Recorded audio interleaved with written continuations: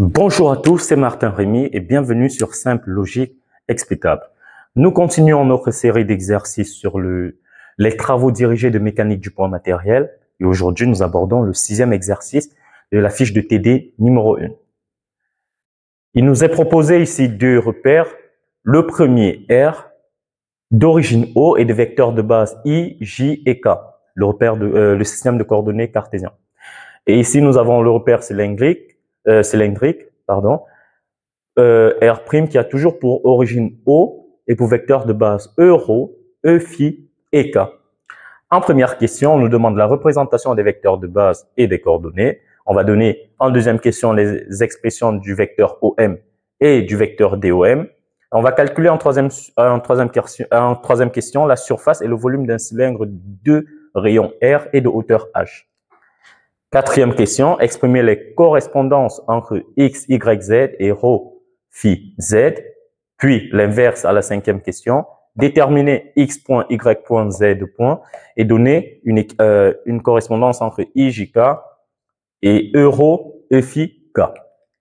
Alors ici, c'est un exercice qui a déjà, je pense, il y a des notions qui ont déjà été développées dessus sur la chaîne. Vous allez juste dans l'onglet playlist, vous cherchez les prérequis incontournables ou les systèmes de coordonnées. Vous allez voir le système de coordonnées cylindrique où on fait tout en fonction du système cartésien. Première question, c'est ce que j'ai essayé de faire ici rapidement pour que cet exercice aille vite. Donc là, j'ai en noir mon système de coordonnées cartésien, l'origine O, l'axe X, Y et Z, l'axe X qui a pour vecteur de base I, l'axe Y pour vecteur de base J et l'axe Z pour vecteur unitaire K. Maintenant, le cylindre que vous voyez, on va juste prendre un point M dont on va chercher les coordonnées. On va prendre ce point M qu'on localise par la donnée de 3 coordonnées. La première, c'est Rho. Rho, c'est cette distance OM'. Donc, OM', c'est ça que j'appelle Rho, ceci. Maintenant, Phi, qu'est-ce que c'est? Phi, c'est cet angle-là. Phi, c'est celui-ci. Donc, si j'enlève le point O où il est là, je le mets là. Phi, c'est cet angle. C'est lui qu'on appelle Phi. Et Z, c'est juste sa hauteur qui est juste là. Tout ceci, c'est ça qui est Z en fait. Donc, il est là. À partir de ceci, vous voyez bien comment on définit le vecteur Rho sortant et suivant Rho. Donc, on a OM' qui est suivant Rho et Phi perpendiculaire à Rho sur le plan X, O, Y toujours. Il reste sur le même plan, mais il est perpendiculaire. Et vous avez K qui est toujours montant, comme dans le système de coordonnées cartésien. Donc, maintenant, pour les coordonnées, on sait que le point M, il a pour coordonnées X, Y, Z. Si vous voulez les coordonnées du point M directement à partir de là, vous allez projeter ceci comme ceci. Vous avez Y là, vous allez projeter ceci comme ceci. Vous allez avoir X, Y et vous avez son Z. Et pour les coordonnées cylindriques, vous avez Rho, vous avez Phi et vous avez Z, tout simplement. Deuxième question, on va exprimer le vecteur OM dans les deux systèmes. Donc, en deuxième question, comme on le connaît déjà, l'expression du vecteur OM dans R, ce sera juste X porté par I plus Y porté par J plus Z porté par K. Et dans ceci, c'est bien sûr dans R.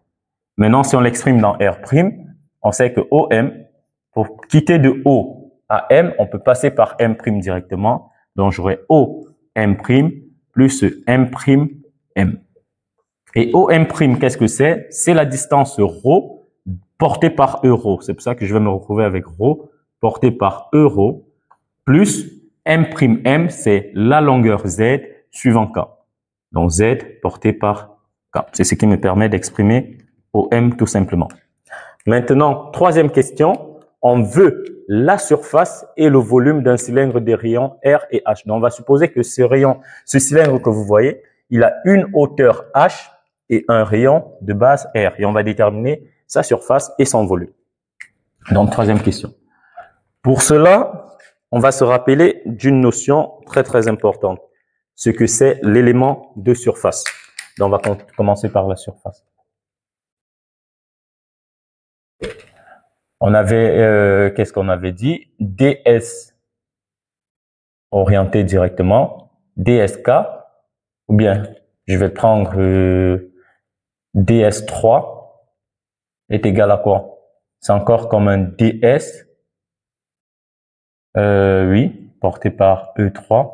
C'est le DS de 3 porté par E3, on va dire, qui est directement H1, H2, DU1, DU2 porté par E3.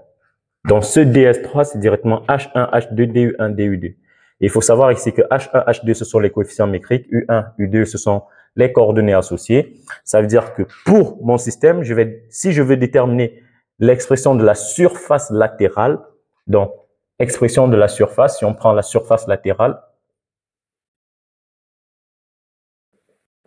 la surface latérale, c'est la surface qui a pour normale euro. Ça veut dire que si je prends un truc quelconque ici, un élément de surface, il sera orienté comme ceci. Donc, j'aurai euro. Et rho, si on prend dans le système, on a rho, phi et z. Rho, c'est la première coordonnée. Autrement dit, ce que je vais chercher, c'est ds1, qui sera donc h2, h3, du2, du3. Ceci, c'est égal à quoi? Pour les coefficients métriques, on sait que c'est 1, R1, ça veut dire H1 vaut 1, H2 vaut R et H3 vaut 1. Ça veut dire qu'ici, je vais me retrouver avec quoi? Je vais me retrouver avec R fois 1, donc R.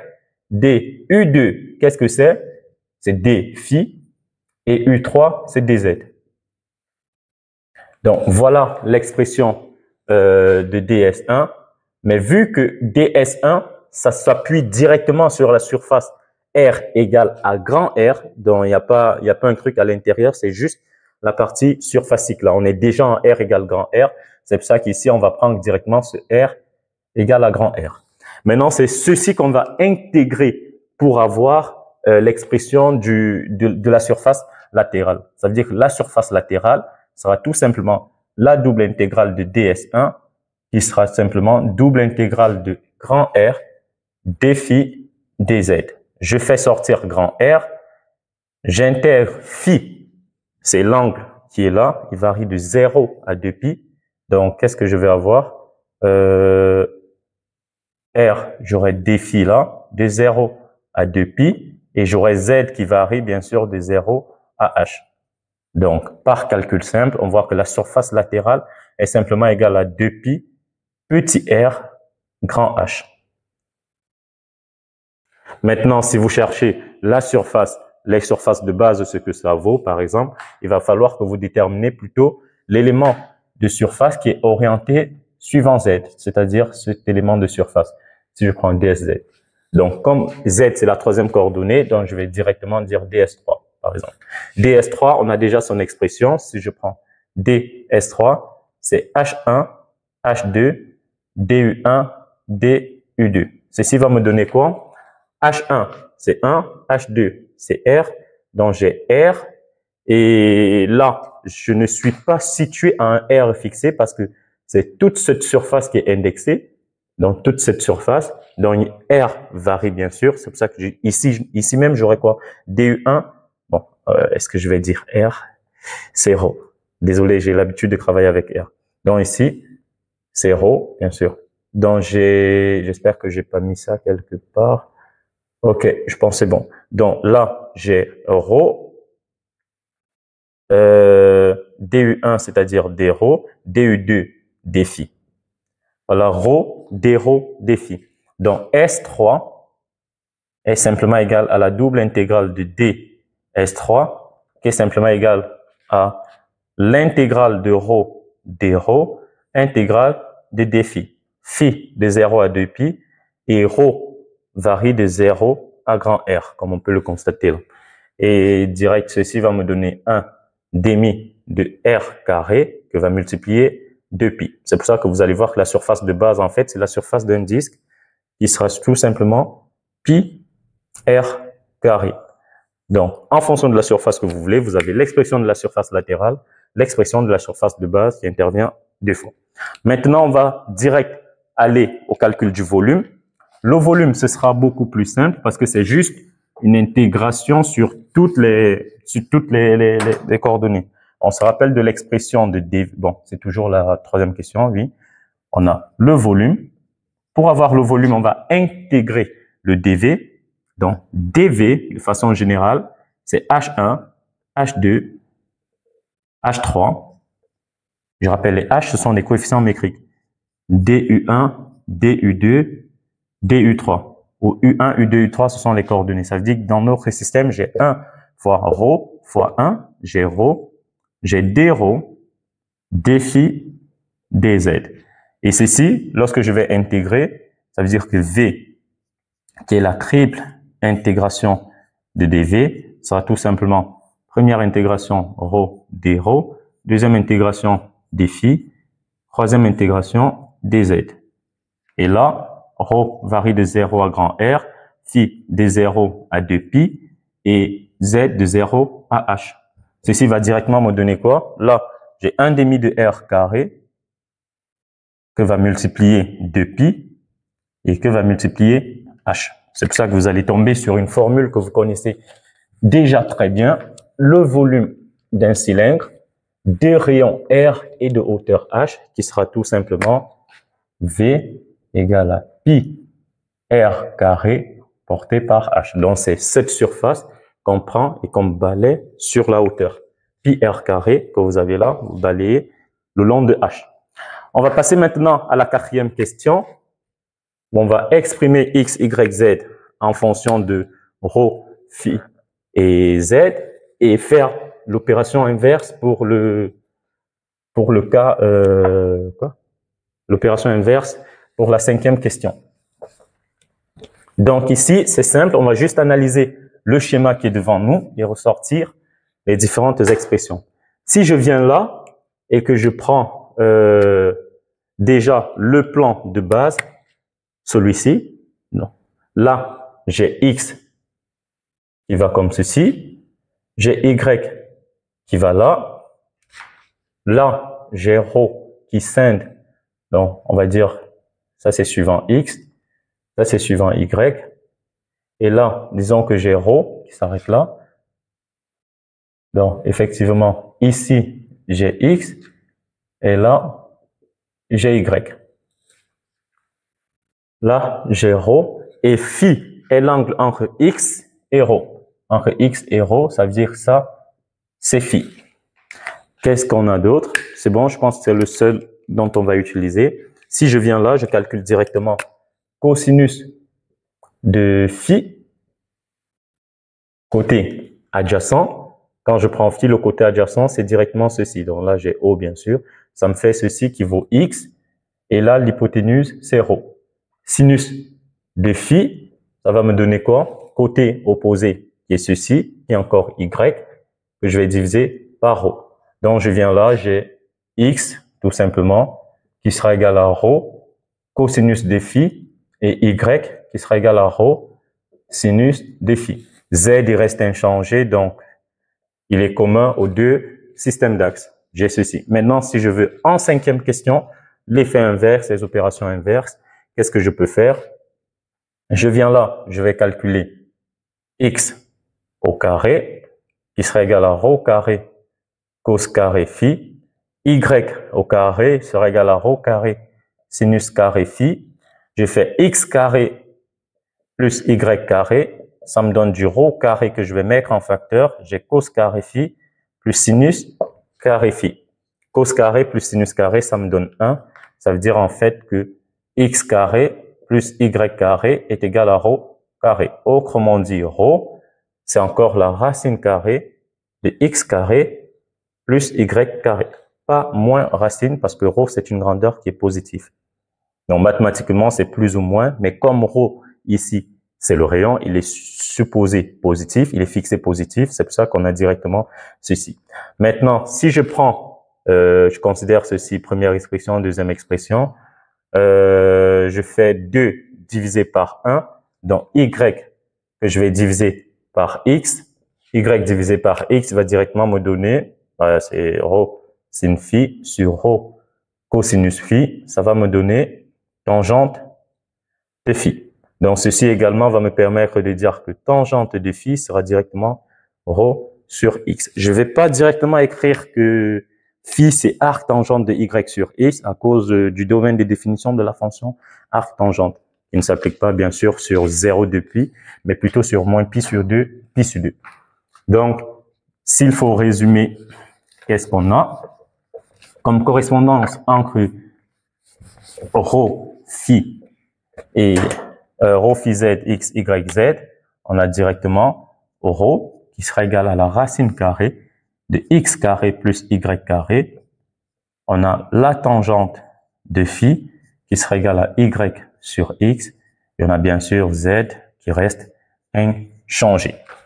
Donc, ceci c'est fait. 4 et 5 c'est fait. Passons maintenant à la question 6. La question 6 demandait juste de dire, en fait, de déterminer x point, y point, z point en considérant tout fonction du temps. Donc là, qu'est-ce qu'on a vite fait? On prend juste les expressions qu'on connaît et on va les dériver par rapport au temps. Ceci, ça va très souvent arriver avec des exercices de mécanique du point, proprement dit. Donc, j'ai x qui est égal à ρ cosinus phi. Je mets là, hop, sin, cos, moins cos. X point, qui est la dérivée de x par rapport au temps, sera la dérivée par rapport au temps de ceci. Donc, et là, j'ai un produit. Donc, j'oublie pas le u' v plus v' u. Quand je dérive u, ça me donne ρ point fois cosinus phi plus, maintenant, v', la dérivée de cos phi. Vu que vous ne connaissez pas cosinus phi, vous allez dériver ceci. C'est pour ça que vous allez obtenir moins phi point que va multiplier ρ fois sinus phi, tout simplement. Parce que c'est comme si vous aviez cosinus de, disons que vous avez cosinus de 2t à dériver. Vous allez d'abord dériver 2t, c'est ce qui va vous donner 2, c'est pour ça que vous avez phi point. Maintenant, la dérivée de cosinus, vous tombez à moins sinus, c'est pour ça que vous avez moins de sinus de t. C'est exactement là, vous avez du moins phi point sinus phi. Donc, c'est un peu ça. Maintenant, on fait pareil pour y. Vous avez y qui est égal à ρ sinus phi. Ça veut dire que y point sera égal à quoi? J'ai ρ point sinus de phi plus, je fais pareil ici, j'aurai la dérivée de sinus, je sais que c'est cosinus, ça veut dire que je prends phi point que va multiplier ρ et j'aurai cosinus de phi, tout simplement. Donc, ça c'est tout pour la sixième question. Maintenant, la dernière question, exprimer i, j, k comme des fonctions de euro, phi et ek. Ce sont également des expressions déjà bien connues, mais il faut juste savoir les manier. Ce sont juste des révisions qui interviennent dans le cadre des prérequis incontournables pour les sciences physiques. On voit même pour initier l'électrostatique au semestre 1. Donc, pour ça, qu'est-ce qu'on a? On va exprimer euro, phi et euro et phi en fonction de i et j, et on va inverser l'opération. Donc, septième question. Qu'est-ce qu'on a? Si je prends toujours le même plan, ça veut dire celui-ci, qu'est-ce que je vais faire? Je prends I qui est là, je prends J perpendiculaire à I, je prends maintenant ρ, je le ramène euro là à l'origine, j'aurai euro qui est directement là, et je sais que E phi est perpendiculaire à euro dans le sens de phi croissant. Or, phi, c'est celui-ci. Ça veut dire que E phi se retrouve quelque part là. De telle sorte qu'il y a un angle droit entre euro et E phi. Alors ici, on voit bien que c'est très simple d'exprimer euro. Pareil pour exprimer E phi. Donc, phi, il est là. Ça veut dire que cet angle, c'est pi sur 2 moins phi. Il faut bien le préciser. Celui-ci, c'est pi sur 2 moins phi. Maintenant, que vaut celui-ci? Sachant que ça, c'est un pi sur 2, ça veut dire que cet angle-ci bah lui, c'est phi. Et opposé phi. Lui également, opposé phi. Ok, avec cela, c'est très simple. Vous avez directement les expressions en découlent. Vous avez euro qui est directement égal à quoi? La composante suivant i, c'est directement le cosinus de phi. Donc, vous avez cosinus de phi suivant i. Et là, vous avez le sinus de phi, donc ceci, suivant j, plus sinus de phi suivant j. Et maintenant, pour e phi, vous pouvez directement le lire sur le trajet, sur le schéma, vous pouvez directement le lire. Vous allez voir que suivant moins i, parce que ça c'est moins i, vous avez du sinus phi. C'est pour ça que vous avez moins, bon, sinus phi suivant moins i, c'est-à-dire moins sinus phi de i. Et maintenant, si vous regardez bien, c'est la partie cosinus qui est orientée suivant j. Donc plus cosinus de phi suivant j. Ou alors vous faites juste, vous ajoutez à l'angle pi sur 2, ça veut dire que vous venez ici, vous allez mettre e phi, c'est encore cosinus de phi plus pi sur 2, parce que c'est juste une majoration, suivant i, plus sinus, vous ajoutez pi sur 2 à l'angle. Porté par i. C'est pour ça que si vous quittez de sinus, vous étiez à cosinus, vous allez basculer à moins sinus. Si vous étiez à sinus, vous allez basculer à cosinus et ça vous redonne les mêmes expressions. Donc ça, c'est euro en fonction de i, j et k. On peut l'écrire de façon matricielle, et phi, qui est directement égal à cos phi, sin phi, moins sinus phi, et cos phi porté par i, j. Maintenant, si on veut i, j en fonction de euro et e phi, il faut juste inverser cette matrice. Et là, ça nous renvoie également à quelque chose qui a déjà été fait sur la chaîne, le calcul matriciel, juste pour inverser. Donc, petit rappel, si j'ai A qui est égal à quoi? A, B, C, D. Alors, la forme inverse de A, ce sera tout simplement 1 sur le déterminant de A, que va multiplier quoi? Je prends ceci que je vais simplement permuter. Ça veut dire ici, à la place de B, j'aurai C. Et ici, j'aurai, à la place de C, j'aurai B. Et ceux qui sont là, ils sont simplement multipliés par moins. Donc, j'ai moins A moins D. J'espère bien que c'est ça. Ok, je permute et je fais l'opposé. Ça veut dire ici, s'il va falloir exprimer I et J en fonction de euro et phi, je peux me tromper, hein, je sais pas trop. Donc ici, je vais inverser. Bon, il faut déjà calculer le déterminant.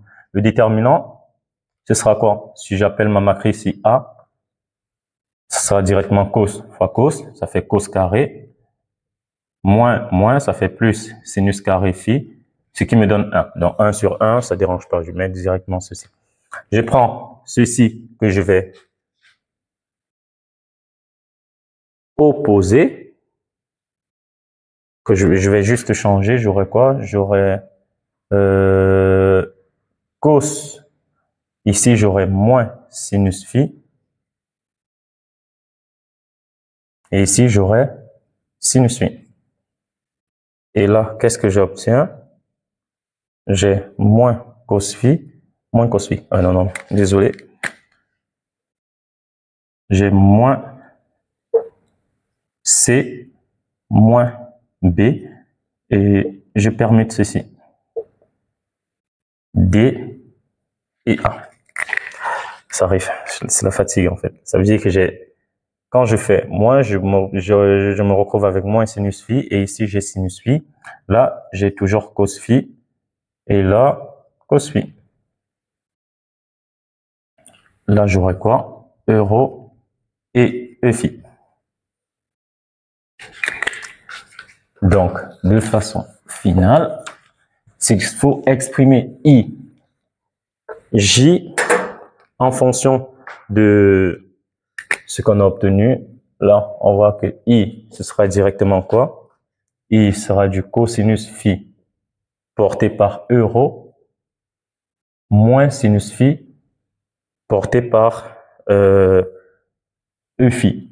Et J sera quoi? Sinus phi porté par euro plus cosinus phi. Ouais, porté par plus cosinus phi porté par E phi. Donc voilà ce que nous obtenons. Il n'y a pas uniquement la méthode matricielle pour faire cela. Donc vous pouvez directement utiliser les expressions comme vous avez là. Vous remplacez, vous allez voir, on va vérifier. Si on fait cosinus phi euro, on va prendre la première équation. On va prendre la première équation qu'on va multiplier par cosinus phi. Et on va faire la deuxième équation qu'on va multiplier par moins sinus phi. Voilà la deuxième équation. Qu'est-ce qu'on obtient? Cosinus phi de ceci, j'ai cos phi euro qui sera égal à cos carré phi porté par i plus sin phi cos phi porté par j. J'ai multiplié la première équation par cela. Maintenant, je multiplie la deuxième équation par moins sinus phi. Qu'est-ce que ça va me faire? J'ai moins sinus phi e phi qui sera égal à quoi? Je multiplie ceci par moins sinus phi, ce qui me fait sinus carré phi porté par i, par moins sinus phi, ça me fait moins sinus phi cos phi porté par j. Et vous voyez bien que ceci, ça s'en va. Je reste avec cos carré plus sin carré 1. J'ai donc i qui me donne exactement cosinus phi euro moins sinus phi e phi, qui est exactement ce que nous avons obtenu là. Très bien. Donc, c'est exactement cela qu'il fallait faire. Donc, l'inverse de ceci, c'est 1 sur déterminant de A. Vous permutez juste la diagonale, vous permutez les éléments et ceux qui sont sur le côté non diagonal, vous multipliez par moins. C'était tout pour cet exercice. C'était un peu long, mais vraiment que des rappels et j'espère vous revoir sur les prochains exercices qu'on va traiter, toujours sur ce TD. C'était Martin Remy. Vous étiez sur Simple, Logique, Explicable. Au revoir.